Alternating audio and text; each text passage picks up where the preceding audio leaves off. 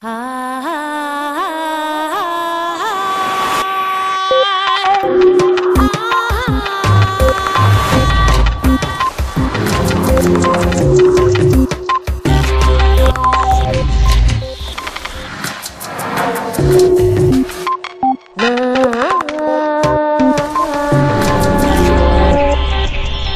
emociones negativas interfieren con el aprendizaje de los niños. Richard Davidson. Por fin estamos tomando conciencia de que hay vida antes de la muerte. En este programa especial de redes exploraremos algunas de las claves que aprendimos en los últimos años para encarar el gran desafío de difundir el aprendizaje social y emocional en todos los ámbitos de la sociedad. Y en su sección, Elsa nos hablará de cómo las emociones nos atraviesan desde los primeros años de vida y nos definen como personas.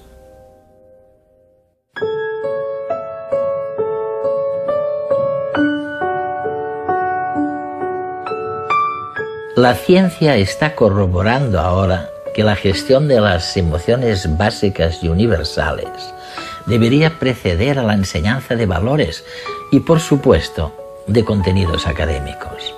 Los niños se juegan con ellos su vida de adultos. Richard Davidson es uno de los neuropsicólogos pioneros en este campo, al igual que el psicólogo Daniel Goleman, con quienes pudimos hablar de estos temas en el congreso del Mind and Life Institute celebrado en Washington, en Estados Unidos. Creo que nuestros telespectadores nos agradecerían que les resumamos lo que esperamos de la inteligencia social y emocional aplicada a las escuelas, a los niños, a la infancia, en pocas palabras. ¿Qué significa en unas pocas palabras? ¿Cuál es la verdadera revolución de este cambio? Ha sido uno de los grandes investigadores que ha aplicado esta práctica en los Estados Unidos. ¿Qué significa todo eso? El tipo de habilidades de las que hablamos incluyen habilidades para aprender a dominar las emociones, en concreto la capacidad de controlar las emociones negativas, para que cuando ocurre una adversidad, éstas no persistan más de lo necesario. Las personas, y los niños concretamente, pueden aprender a disipar estas emociones negativas para volver al estado inicial. Es algo muy importante, porque cuando las emociones perturbadoras se producen en la mente, interfieren con la capacidad de aprender de los niños. ¿Habéis podido evaluar o examinar alguna de estas experiencias educativas, algunas de estas reformas? Hemos trabajado en el laboratorio analizando tipos de intervenciones muy específicas que se pueden diseñar. Por ejemplo, para aumentar la cooperación y la compasión y el altruismo. Y luego hemos estudiado la manera en la que esto cambia el cerebro durante la adolescencia. Y resulta que con solamente 2 semanas de entrenamiento... 2 semanas. 2 semanas en la que se practica 30 minutos al día. Pues bien, con esto basta para poder detectar cambios que suceden en el cerebro tras solamente 2 semanas. ¿Y te refieres a asuntos como el altruismo, nada menos, y la compasión? Hay cambios específicos en el cerebro que están asociados con los cambios en el altruismo y que se pueden medir conductualmente. Y todo lo que sabemos sobre el cerebro nos indica que cuanto antes se realice la intervención, tanto mejor, porque habrá más probabilidades de que sus consecuencias persistan durante un periodo de tiempo más largo.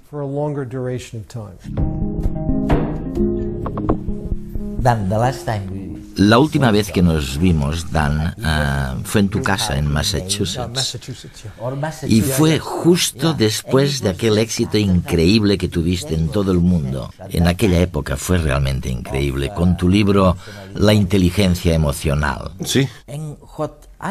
Y una vez asumido por todos nosotros, por nuestra audiencia también, que podemos gestionar nuestras propias emociones, que podemos gestionar lo que tenemos dentro de nosotros, nos hablas ahora de la tradición contemplativa, de los budistas como el Dalai Lama, que lo han estado haciendo durante décadas. Sí, eso es. Y tú preguntas muy acertadamente, ¿podemos aprovechar algo de su experiencia? ¿De aquello? Sí. Ahora estamos descubriendo que enseñar habilidades sociales y emocionales a los niños desde que tienen 5 años hasta la universidad es muy eficaz. Los vuelve mucho más cívicos, mucho mejores estudiantes. Es un error pensar que la cognición y las emociones son dos cosas totalmente separadas. Es la misma área cerebral. De modo que ayudar a los niños a gestionar mejor sus emociones significa que pueden aprender mejor. Ahora estamos estudiando los métodos contemplativos que se han venido utilizando durante siglos. Y en el catolicismo también, por cierto, no solo en el budismo. Toda gran religión ha utilizado alguna vez algún tipo de práctica contemplativa de desarrollo de la mente. Nosotros lo estamos estudiando para ver si podemos aprovecharlo y hacer algo por los niños para ayudarles a concentrarse. Hoy en día los niños y también sus padres son muy dispersos y necesitan más ayuda con esas habilidades. Hoy en día probablemente haya solo una docena de currículos escolares que enseñen a los niños mindfulness, que les enseñen a concentrarse mejor, a focalizar, a hacer introspección y a ser más compasivos. Se trata de programas piloto. Desde 1995, cuando escribí La inteligencia emocional, ha habido cientos de programas sobre aprendizaje social y emocional y creo que va a ocurrir lo mismo con este campo. Es verdad. En la próxima década.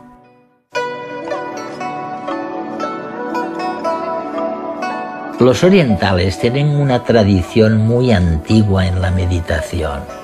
Y esta meditación es lo que hoy la ciencia está redescubriendo como un apoyo fundamental en el arte de gestionar las emociones.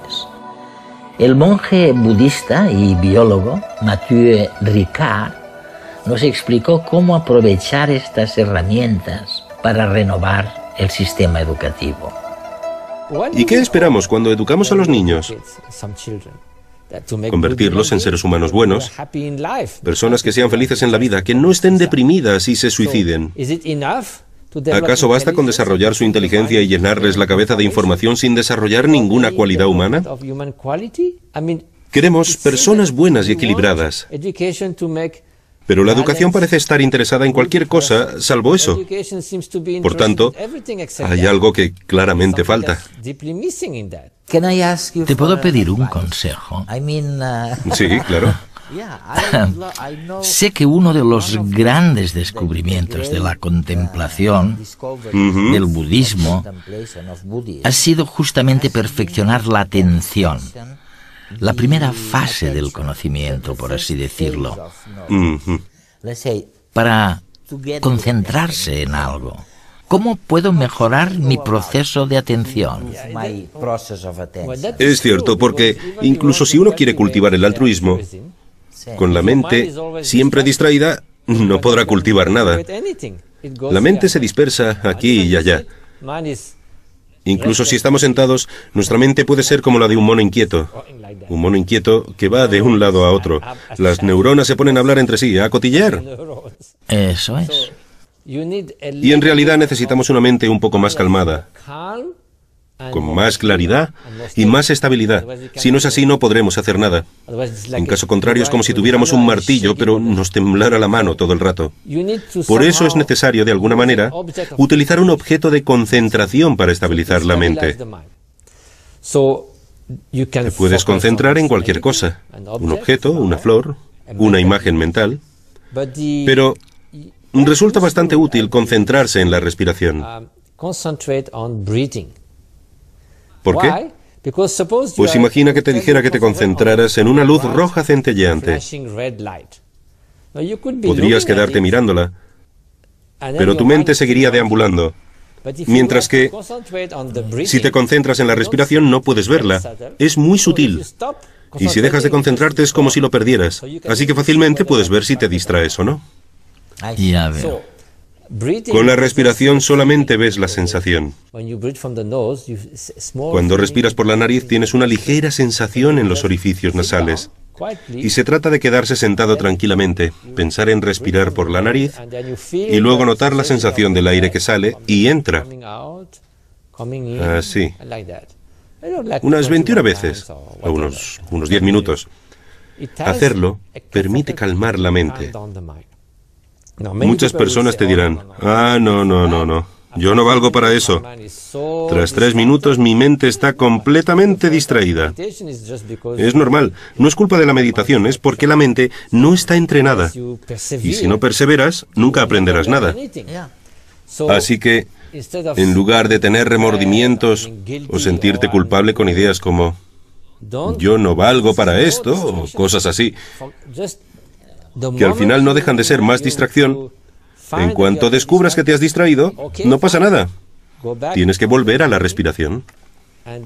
Luego, si lo haces durante un rato y lo repites regularmente, verás que la mente se calma, se vuelve más clara y que puedes utilizar esta mente un poco más flexible para cultivar el altruismo, la compasión o lo que quieras.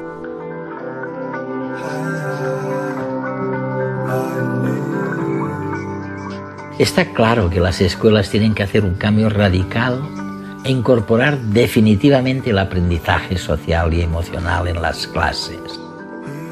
Pero la gestión de las emociones debe comenzar mucho antes de que los niños ingresen en el sistema educativo. Incluso ya se pone en marcha en el útero materno, como se verá más adelante. Las investigaciones del psicólogo Jay Belsky ponen de manifiesto cómo una crianza sin cariño y con una gestión deficiente de las emociones puede desembocar en adultos con vidas más problemáticas. En alguna investigación tuya demuestras que cuando los padres están ausentes, no están, sencillamente, las chicas tienden a empezar la pubertad, su menstruación, mucho antes que el promedio. Es verdad, ¿no? El hecho de que las relaciones durante la infancia podrían afectar el desarrollo físico y sexual, el momento de la pubertad en las chicas, ha sido un descubrimiento muy fascinante. Las mujeres tienen un sentido que las lleva a preguntarse, ¿va a ser precario el futuro? ¿Van a estar ahí los demás y voy a poder confiar? ¿Se puede confiar en los hombres? ¿Van a estar ahí cuando me haga mayor? Pero también como pareja, y todavía más importante, alguien que se vaya a implicar en el cuidado de mis hijos. La respuesta que reciben a estas preguntas parece que procede de su propia niñez y de la ausencia o presencia del padre. Es increíble. Y también de la calidad del padre. Y parece que cuando el padre no está presente o cuando la calidad de la paternidad no es demasiado buena, lo que las chicas aprenden, tanto consciente como inconscientemente, es no puedo contar con él. Y esto biológicamente las lleva a madurar antes. Y te preguntarás, ¿por qué maduran antes? Porque en cierto modo les permite salir y ver, ir más allá antes que las demás, ser más promiscuas con sus parejas y tener más niños y ocuparse de ellos peor, cuidarlos peor. Y tú me dirás, ¿y por qué querrían hacer esto? Y la razón es que si no puedes contar con los demás, sobre todo con los hombres, para tener 3, 4 nietos en el futuro, quizá tengas que tener más hijos. Según los resultados que se desprenden de tus investigaciones, las guarderías no son buenas, o no son tan buenas como pensamos que serían para el futuro de los niños. ¿Cómo podríamos resumir esta situación? Creo que en lo que respecta a las guarderías y a cualquier otro método de cuidado infantil no materno que utilizan las familias, a menudo es realmente ambivalente. Cuando el niño empieza a pasar muchas horas en este tipo de ambiente, en sus 3, 4 o 5 primeros años de vida, durante 30 o 40 horas por semana en la guardería, parece que esos niños son más agresivos y desobedientes cuando se hacen mayores. Sin embargo, también sería un error condenar a todas las guarderías o cuidadores infantiles como algo malo, porque no es cierto. Hay muchas pruebas y hablo ahora de lo bueno, de que unos cuidados infantiles de calidad, que sean dispensados por un personal sensible y atento, fomentan el desarrollo cognitivo y lingüístico del niño. Pero quiero que quede claro, no hay que dramatizar. Nadie está hablando aquí de que muchas horas en manos de cuidadores infantiles vaya a transformar a los niños en asesinos del hacha.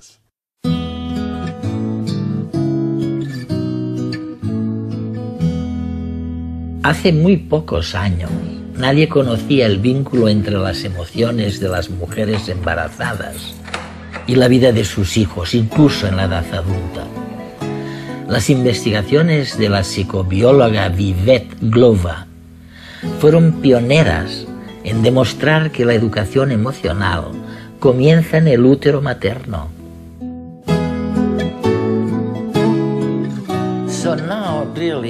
O sea que ahora los expertos habéis descubierto, intercambiando información entre vosotros, pediatras, obstetras, psicólogos, neurólogos, psiquiatras, todos estáis de acuerdo en que los niveles prenatales de ansiedad en la mujer embarazada afectan no solo la vida del bebé, sino también a su futuro. Efectivamente, hoy en día existen muchas pruebas, muchas investigaciones que demuestran que el modo en que el bebé se desarrolla en el útero afecta al niño durante toda la vida. Y la manera en que el bebé se desarrolla en la matriz depende del estado de la madre, de su alimentación y de sus emociones. Y hace muchos años que sabemos que si la madre bebe demasiado alcohol o fuma, va a afectar al niño. Pero ahora nos hemos dado cuenta de que hay otros muchos factores ambientales más sutiles que influyen en el desarrollo uterino del bebé, así como en el desarrollo del futuro niño. Según se desprende de uno de los estudios en los que has estado trabajando y que diriges, la ansiedad de la madre podría multiplicar por 2 el nivel de hiperactividad del niño. Lo llamáis así, ¿no? Nivel de hiperactividad. Exacto. Del niño. Nuestro primer estudio lo llevamos a cabo con una amplia población. Empezó en Bristol, donde reunimos a 14.000 mujeres embarazadas y les hicimos un seguimiento. Medimos su ansiedad durante el embarazo y comparamos las consecuencias del 15% de madres más ansiosas para el niño con el resto. Y vimos que ese 15% de madres más ansiosas duplicaba el riesgo de que el niño manifestara problemas de atención, déficit de atención, trastornos como la hiperactividad. Se duplicaba el riesgo de que el niño fuera más ansioso y de que tuviera problemas conductuales, especialmente entre los chicos. Los trastornos conductuales son un problema, porque hacen que sea difícil controlar al niño y también es un factor de riesgo de cara a un posterior comportamiento delictivo.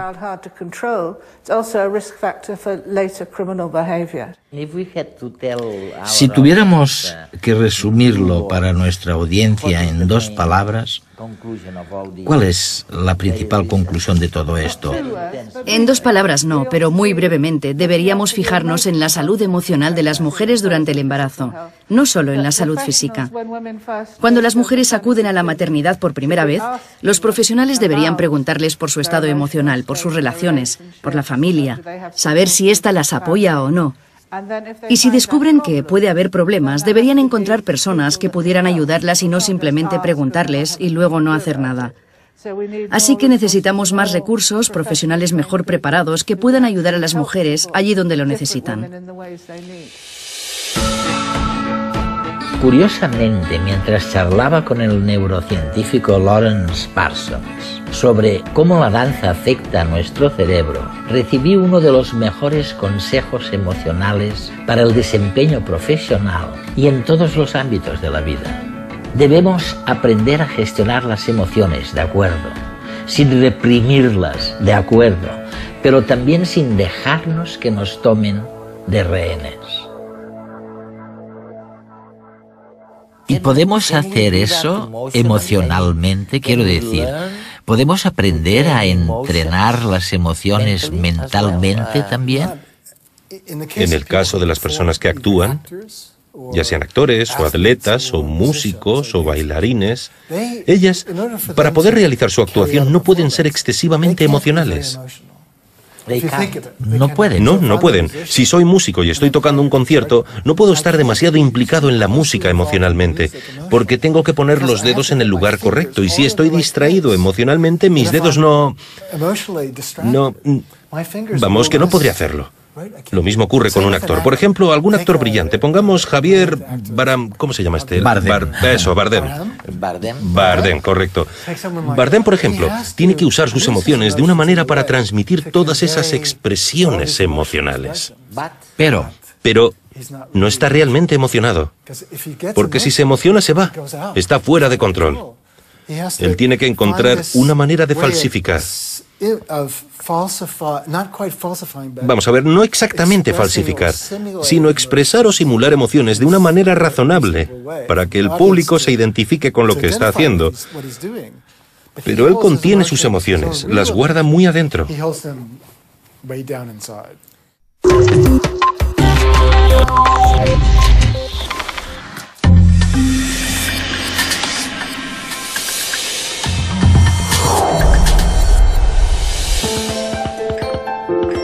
Nacemos inocentes, sin emociones mezcladas, sin dudas, sin miedos, sin mentiras. Llegamos llenos de curiosidad y dotados de las emociones que nos ayudan a conectar con los demás y a descubrir el mundo. Cuando somos niños nos guía esta pasión por vivir. A partir de entonces, ¿qué nos pasa?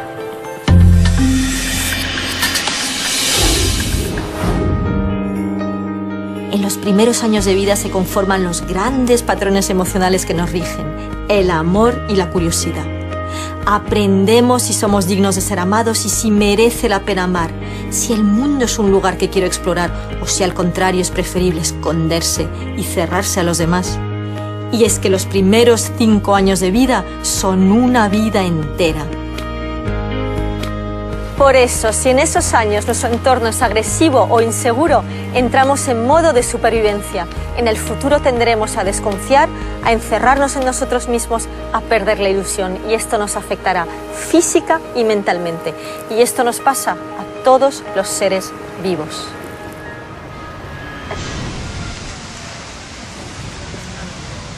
Necesitamos por encima de todo sentirnos seguros y amparados, es decir, conectados con los demás.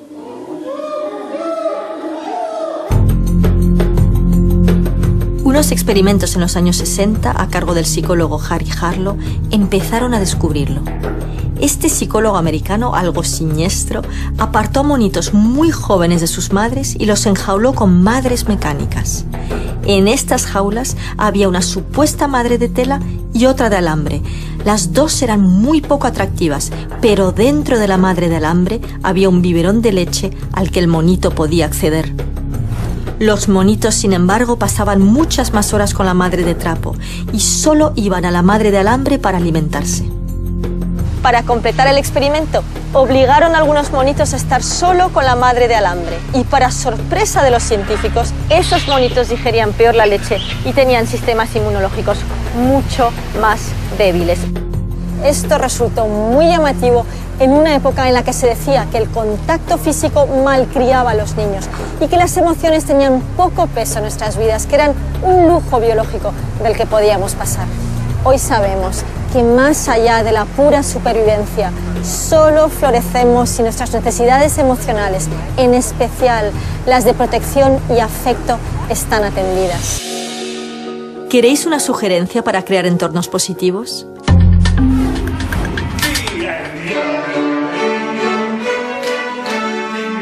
Benjamin Zander, el director de la Filarmónica de Boston, es un líder conocido por su capacidad de generar entornos empáticos y creativos.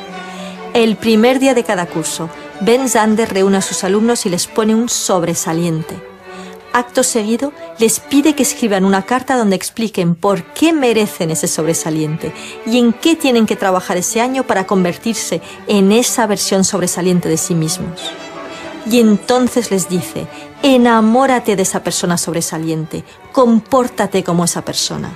Porque si nos hablamos y nos tratamos como si fuésemos personas sobresalientes, merecerá la pena esforzarnos, estaremos motivados. Y asegura Zander que nos brillarán los ojos. ¿Queréis verlo?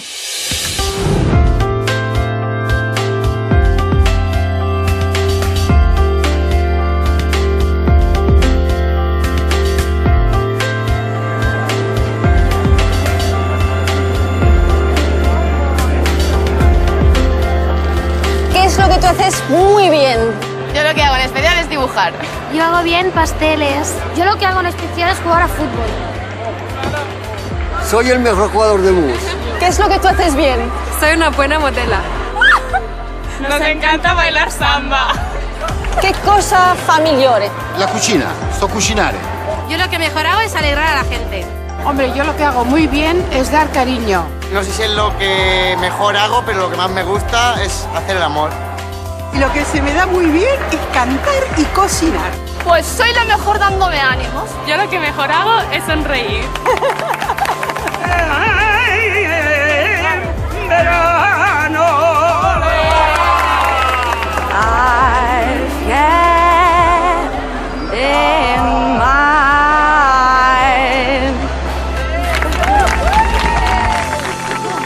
La gente solo envejece mentalmente y emocionalmente cuando pierde su curiosidad y su capacidad de amar.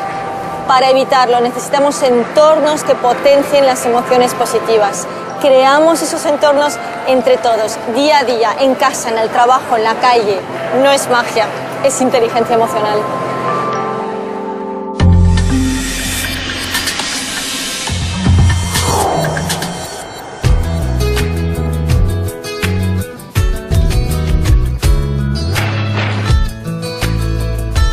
¿Por qué se contagia la risa?